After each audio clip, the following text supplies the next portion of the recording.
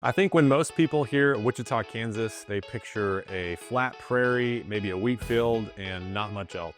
But the truth is, everything this city has to offer might just surprise you. It's growing, it's affordable, and it's actually super diverse. It has deep roots in aviation, a way underrated food scene, and some of the best suburbs for families that you'll find anywhere here in the Midwest. So in this video, I'm giving you the full breakdown. We'll talk about neighborhoods, schools, safety, the job market, events, what stuff costs, things to do with your kids, and what real life in Wichita actually feels like. And after watching this video, you'll know everything you need to know about Wichita, Kansas. Hey, I'm Caleb. I've lived in the Wichita area for 28 years. I was born here, raised here, and now raising 3 little girls here with my wife, Kayla. I work in real estate, so I'm constantly running all over town, walking neighborhoods and helping families figure out where they want to plant down roots. So if you want the real, unfiltered look at Wichita from someone who's lived it, I've got you. Okay, let's get into it. Let's start with what Wichita actually is. People hear Kansas and they picture a wheat field and a windmill, I think.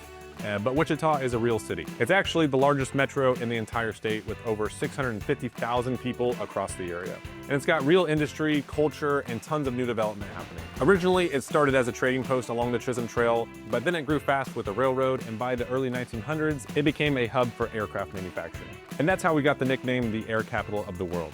Companies like Cessna, Beechcraft, and Learjet all got their start here, and today, Spirit Aerosystems and Textron Aviation are still major players. Wichita has more aviation manufacturing jobs per capita than any other city in the US. And we're not just building airplanes, this is also where Pizza Hut, White Castle, Freddy's, Koch Industries, Coleman, and even parts of the Bluetooth standard were born. And in the last decade, Wichita has really started investing back into itself. We've got new development downtown like the biomedical campus, the Town West Mall redevelopment, Delano being revitalized, and continued growth in the riverfront area. The city is evolving, and that small town image that people have is starting to become outdated. So a little background from my perspective, I grew up in Valley Center, which is about 10 minutes north of Wichita, and when I was a kid, it felt like we were out in the country, but now it really just feels like everything is connected.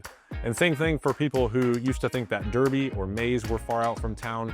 Wichita is really just growing, and the lines between the cities and the suburbs are starting to blend together as the land gaps get filled with new development, which there is a ton of right now. So let's talk neighborhoods. Inside Wichita, you've got a pretty diverse set of areas.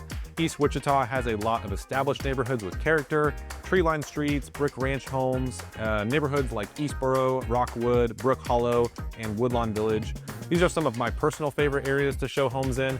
I just really enjoy the charm of a well-established neighborhood where all the homes have some unique character to them. And then West Wichita, on the other hand, has newer subdivisions, some bigger parks, and easy access to the zoo in the Sedgwick County Park. And then going downtown in the Old Town areas, you'll find a lot more lofts and breweries and walkable streets with tons of local shops and restaurants to check out. It's definitely no Chicago, but if you're looking for a downtown lifestyle, I think you'll enjoy what you find here in Wichita. And then there are the suburbs. So Andover is probably the most popular for families right now. It's got great schools, lots of new homes, and it still feels close to everything.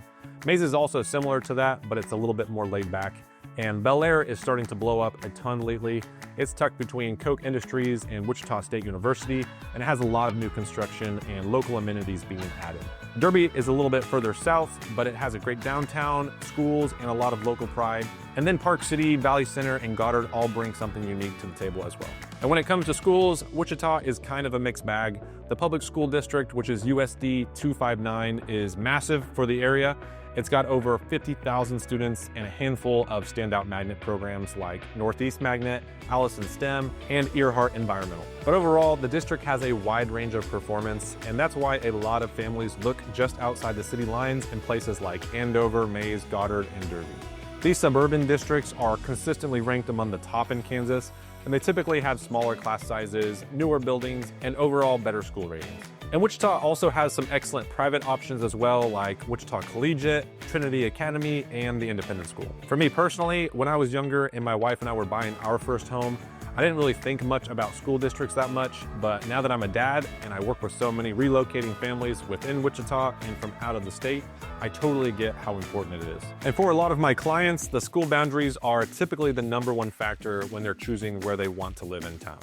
So if you're looking to move around Wichita, this is definitely something you'll want to do some research on. All right, let's talk about safety. Wichita gets a bad rap for having bad crime rates, but it's really not something I worry about from someone who actually lives here. Crime does exist for sure, but it's definitely not widespread. Most of it is concentrated in a few central neighborhoods. And in 2025, the city actually reported a drop in violent crimes, with homicides, robberies, and aggravated assaults all trending downward. Property crime is still a concern in some areas, especially older parts of town, but it's really not everywhere. Okay, now let's talk about the suburbs.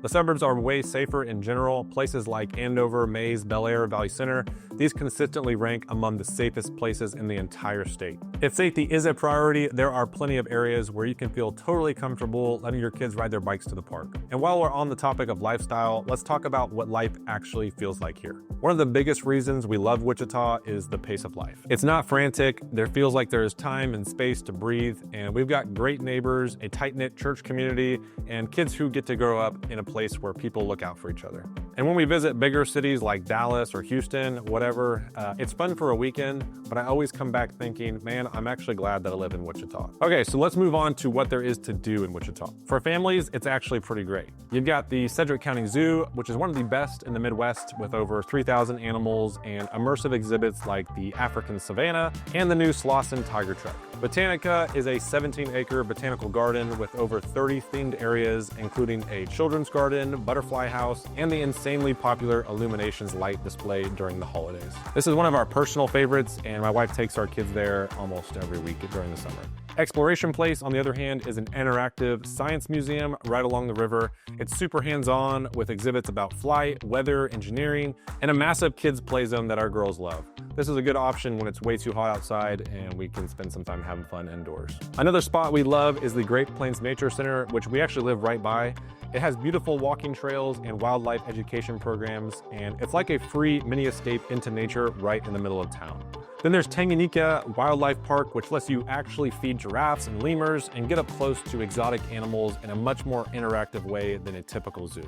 Another fun one is Cowtown, which is a living history museum that brings the 1800s frontier days to life with costumed interpreters, old buildings, and weekend events. And then on top of all of that, you've got tons of splash pads in almost every suburb, as well as within Wichita limits, tons of well-run public libraries, and seasonal family programming all over town. And for events, we've got Riverfest every summer, which is a 9-day festival that takes over downtown Wichita with live concerts, food vendors, fireworks, a river parade, and family-friendly activities. It's been going strong since the 1970s, and it really brings the whole city together. We've also got the Tallgrass Film Festival in the fall, which is a nationally recognized independent film festival that screens everything from short films to documentaries to full-length features. It draws filmmakers and film lovers from all over the country, and it has a cool downtown artsy vibe to it.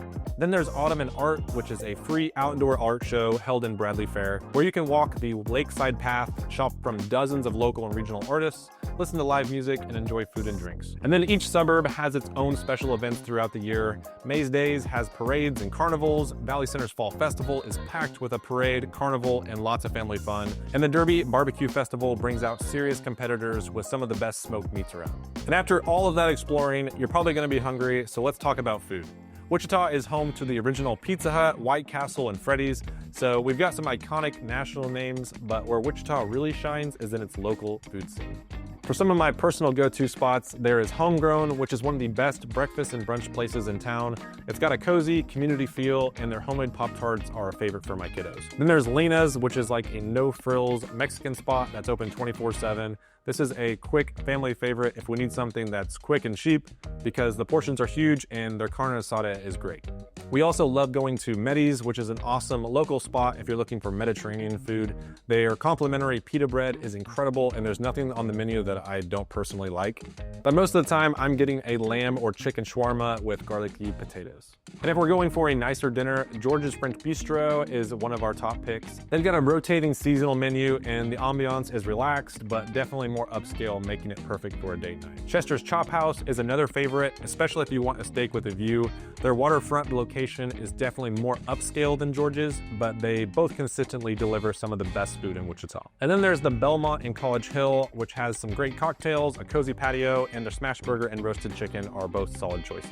If I'm craving a burger, I still like to take the drive out to Big Larry's in Valley Center where I grew up. It's that classy, greasy burger that's super messy, and I love their big hand-cut fries. For pizza in town, Ziggy's is a local go-to with a handful of locations. We like the College Hill one. It's got a great patio, friendly staff, and in the winter they have these cool little igloos they call zigloos that you can eat outside in. When it comes to coffee, we've also got some great shops worth mentioning. Coffee Days is near College Hill and it has a creative, artsy vibe. There's lots of local art and it has a chill atmosphere with very solid espresso. Larcher's Market is also nearby and it feels like a hidden gem with a laid-back vibe. It has good breakfast sandwiches and very strong coffee. Then closer to downtown, you'll find Greater Grounds, which has a more community-centered feel and hosts a lot of local events.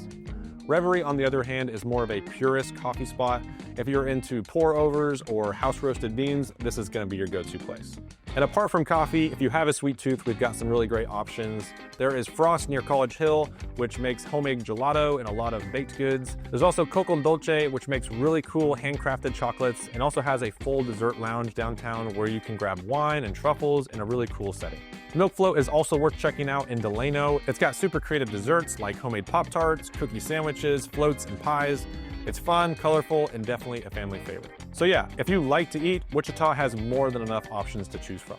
All right, now let's talk about the cost of living because this is one of Wichita's biggest selling points. Our cost of living is about 11% lower than the national average. Housing here is just actually super affordable. The median home price here is around $240,000, which gets you a lot more house than the same money would in most places. And then as far as gas, groceries, and utilities, all of it's cheaper than what people are used to paying on the coasts or in even bigger Midwest cities. And as far as the job market, aviation is still huge here, but healthcare, IT, and manufacturing are all growing. Major employers like Koch Industries, Spirit, Textron, Ascension Via Christi, Cargill, and the public school districts, those are all consistently hiring. And then there's also a growing startup and tech presence here in town. So if you are a remote worker, this is actually a dream setup. You can have super affordable living, low traffic, and reliable internet without the high cost of living of a bigger city. So overall, I'm not saying that Wichita is perfect by any means. Infrastructure projects can be painfully slow, construction seems never ending in some areas, and we do get really hot summers, windy springs, and the occasional ice storm in the winter. But all of that being said, Wichita is a great place where you can live a very full life without going broke trying to chase the dream. It's where you can actually own a home, raise kids in a safe neighborhood, find community, and have margin in your life to breathe. And for us personally, it's not just about affordability. We have a great community, a great church, lots of friends with kids in a similar stage of life as us, and we just like that we can afford to live at a reasonable pace of life. And when we come back from bigger cities, we really like how big of a house we're able to afford here, how spacious it is, and just how nice the people really are here. So if you're looking at Wichita, I want to encourage you to not just think of it as some small Kansas town. Look at it a little closer, explore the neighborhoods, try the food, talk to the people. You might just find that Wichita checks a lot more boxes than you expected. And if you have questions about the city or want help figuring out which neighborhood fits you best, feel free to reach out to me. I'm happy to help answer any questions that you might have. And if you want more information on Wichita, you need to check out my free Wichita Community Guide. I got a link in the description below. It covers all sorts of information like school ratings, house prices, things to do, places to eat, and that sort of thing. You can check it out in the description below. All right, that is it for this video. I hope it was helpful, and I'll see you in the next one.